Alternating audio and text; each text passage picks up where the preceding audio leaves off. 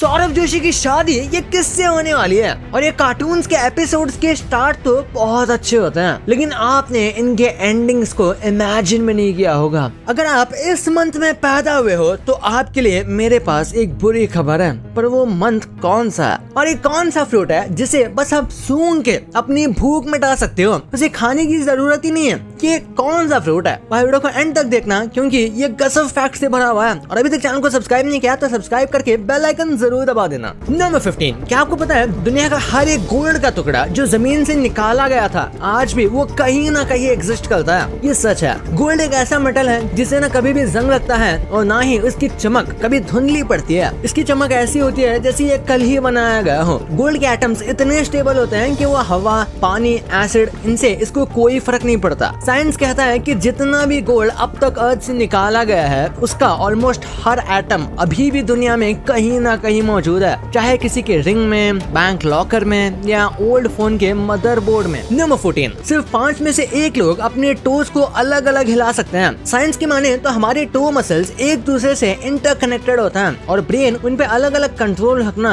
नहीं सीखा। लेकिन रिसर्च कहता है कि सिर्फ 20% ऐसे लोग हैं जिनका टो एक्चुअली में अलग अलग मूव होता है, जैसे डांसर्स, योगीज या वो लोग जो बेयरफुट वॉक कर सकते हैं। तो अगर आप अपने टोज इंडिविजुअली हिला सकते हो तो आप रेयर हो। नंबर 13, अगले टाइम जब आप यॉन करो तो ये सोचना मत भूलना। कहते हैं कि एक मेल घोस्ट उसी वक्त आपके अंदर घुस जाता है। कई एंशिएंट कल्चर्स इस पे बिलीव करते हैं कि जब यॉन किया जाता है तो हमारी बॉडी वल्नरेबल होती है और ये घोस्ट या स्पिरिट के लिए एक मूवमेंट होता है जिससे वो हमारे बॉडी के अंदर एंटर कर सके। इस फैक्ट का कोई भी साइंटिफिक बेस नहीं है, लेकिन ये पहले के कल्चर्स में बहुत बिलीव किया जाता था। नंबर 12, क्या आपको पता है ज्यादातर सीरियल किलर्स नवंबर में पैदा होते हैं। कुछ साइकोलॉजिकल स्टडीज ने ऑब्जर्व किया कि नवंबर बॉर्न लोग थोड़े ज्यादा सीक्रेटिव और इंटेंस नेचर के होते हैं, जो ज़ोडिएक साइन स्कॉर्पियो और सैजिटेरियस से लिंक्ड है उनके। पर इसका ये मतलब नहीं कि हर नवंबर बॉर्न डेंजरस है। सीरियल किलर्स का बिहेवियर जेनेटिक्स, अपब्रिंगिंग, ट्रॉमा और एनवायरनमेंट पर डिपेंड करता है, बर्थ मंथ पे नहीं। ये ज्यादातर फैक्ट कोइंसिडेंस और मिथ से इंस्पायर्ड है, पर हाँ क्रीपी तो लगता है सोचने में। नंबर 11, ग्रीन एप्पल की सिर्फ खुशबू लेने से आप अपना वेट कम कर सकते हैं। ये फैक्ट वियर्ड लग सकता है, लेकिन साइंस कहती है कि ग्रीन एप्पल की स्मेल एक्चुअली क्रेविंग को सप्रेस करती है, स्पेशली शुगरी या फैटी फूड के क्रेविंग्स को। 2005 में एक स्टडी हुई जिसमें लोगों को जब ग्रीन एप्पल या पेपरमिंट की स्मेल रेगुलरली दी गई तो उनका एपेटाइट और वेट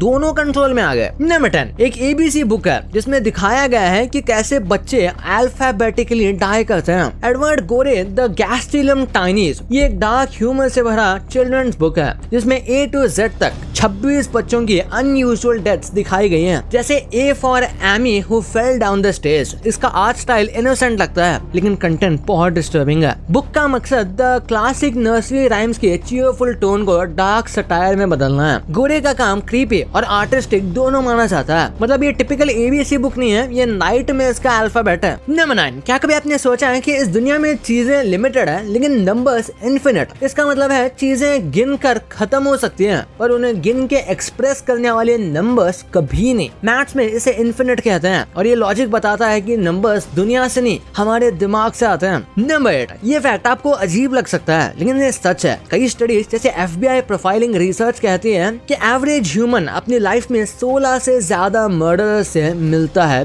बिना जाने। सीरियल किलर्स यूजुअली नॉर्मल दिखते हैं तो मॉल, मेट्रो या किसी रैंडम बस में हो सकता है आपके आसपास कभी भी कोई डेंजरस आदमी हो। तो हमेशा याद रखना, डोंट जज a book by its cover. Number 7, आप जब तक ये फैक्ट सुन रहे हैं तब तक मैकडॉनल्ड के आउटलेट से 300 बर्गर्स जा चुके हैं। नहीं समझे? ग्लोबली मैकडॉनल्ड्स हर सेकंड 75 बर्गर्स बेचता है, मतलब हर मिनट 4500 और हर घंटे 2,70,000। मैकडॉनल्ड्स के पास दुनिया भर में 100 से भी ज्यादा कंट्रीज में 40,000 से भी ज्यादा आउटलेट्स हैं। वाह। नंबर 6, जब हम सपना देख रहे होते हैं तो हमारा दिमाग एक अमेजिंग ट्रिक करता है। उस समय हमारी बॉडी टेम्पोरेरीली पैरालाइज्ड हो जाती है और इस प्रोसेस को कहते हैं रेम अटोनिया। ये एक नेचुरल प्रोसेस है जो हमें इसलिए होता है ताकि हम अपने सपनों के एक्शंस को रियल लाइफ में ना रिपीट कर दें। जरा सोचो, अगर आप अपने सपने में भाग रहे हो या किसी से लड़ रहे हो और वो रियल में हो जाए तो क्या होगा? इस वजह से ब्रेन बॉडी को सुला देता है, लेकिन कभी भी यही पैरालिसिस जगते वक्त भी हो जाता है, जिसे स्लीप पैरालिसिस कहते हैं और ये काफी डरावना एक्सपीरियंस है एक्चुअली। नंबर 5, एक बार लंदन का आइकॉनिक बिग बेन क्लॉक 27 मई 2005 को रात के 10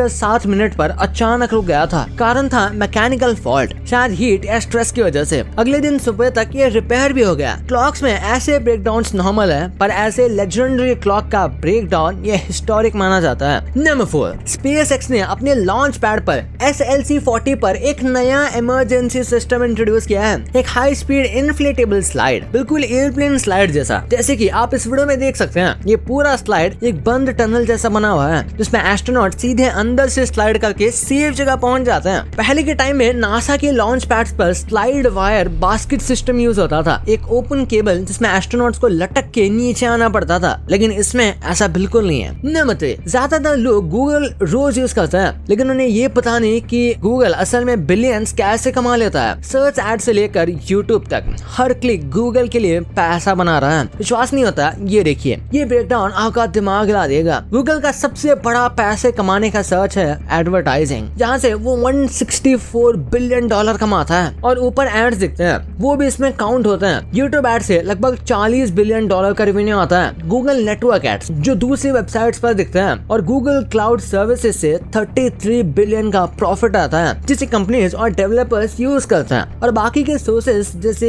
प्ले स्टोर, हार्डवेयर और सब्सक्रिप्शन से 29 बिलियन तक आ जाता है। इन सब से गूगल का नेट प्रॉफिट बनता है $73.8 बिलियन, यानी कि गूगल का हर यूजर उनके लिए पैसे कमाने की मशीन बन चुका है। नंबर 2, हमारे बचपन का सबसे आइकॉनिक कार्टून, चाहे बेंटन हो या Oggy and the cockroaches, Doraemon हो या शिनचैन, उनकी यादें आज भी हमारे दिल में जिंदा है, लेकिन उनके आखिरी एपिसोड्स काफी लोगों को याद नहीं। तो चलिए जानते हैं। 5th पे है बेन 10। बेन 10 के फाइनल एपिसोड में मल्टीवर्स के सारे बेन इकट्ठा होते हैं एक पावरफुल विलन से लड़ने के लिए, और ट्विस्ट ये होता है कि विलन खुद बेन 10 का इविल वर्जन होता है। 4 पे है ऑगी के लास्ट एपिसोड में कॉकरोचेस जैक को इतना तंग करते हैं कि उसे लगता है कि वॉर हो गई है, लेकिन एंड में ये सिर्फ एक प्रैंक निकल जाता है और जैक तीनों कॉकरोचेस को सजा देता है। 3 पे है निंजा हथौड़ी का लास्ट एपिसोड। ये एपिसोड सबसे अलग था। पूरे एपिसोड्स में हथौड़ी दिखाई नहीं देता, और विलन केमुजो, केनिची और यूमिको के बीच मिसअंडरस्टैंडिंग क्रिएट करने की कोशिश करता है, लेकिन हर बार की तरह फेल हो जाता है। 2nd पे है डोरेमोन। डोरेमोन का कोई ऑफिशियल एंडिंग एपिसोड तो नहीं बताया गया, लेकिन एक इमोशनल फैन मेड एंडिंग के मुताबिक डोरेमोन की बैटल डेड हो जाती है, और नोबिता बड़ा होकर साइंटिस्ट बनता है और डोरेमोन को ठीक करता है। और 1st पे जो है वो है शिनचैन। शिनचैन का सो कॉल्ड ट्रैजिक एंड, जिसमें कहा गया है कि शिनचैन और हिमावारी की डेथ हो गई है। पूरा शो उनकी माँ की डायरी पे बेस्ड था,